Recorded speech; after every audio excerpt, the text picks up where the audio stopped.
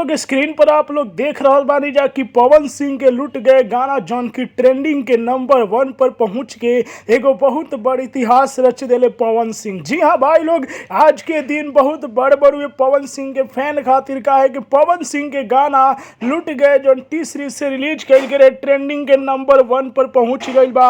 आप लोग स्क्रीन पर देख सकता नहीं जा पवन सिंह के नया बॉलीवुड गाना लुट गए जौन की 1 नंबर ट्रेंडिंग पर पहुंच गई बा और एगो बहुत बड़ रिकॉर्ड बना दिले बा। आप लोग के बता दी तो गाना 6 मिलियन से ज्यादा के व्यूज प्राप्त कर ले बा और आप लोग समझ सकता हैं कि नंबर 1 पर गई कितना बड़ बा। पावर स्टार पवन सिंह जौन की इतिहास रच दिले भोजपुरी में एगो बहुत बड़ रिकॉर्ड बना दिले बारे। आप लोग स्क्रीन पर देख सकता हैं कि पवन सिंह के गाना लुट गए जौन की ट्रेंडिंग के नंबर 1 पर पहुंच गई बा। जी हाँ भाई लोग, इस गाना के 3,60,000 से ज्यादा लोग लाइक कैले बा, 1,36,000 से ज्यादा जौन की कमेंट पड़ल बा। जी हाँ भाई लोग, तो आप लोग देख रहे बानी जा कि पवन सिंह के नया बॉलीवुड गाना नंबर 1 ट्रेंडिंग पर पहुंच के एगो बहुत बड़ इतिहास रच दिले बा। जी हाँ भाई लोग, आप लोग के हम बता दी तो पवन सिंह फिलहाल में अयोध्या में अपन नया वेब सीरीज जौन बरुए होकर शूटिंग कर रहल बारे। प्रपंच के शूटिंग जौन की अयोध्या में कर रहल बारे।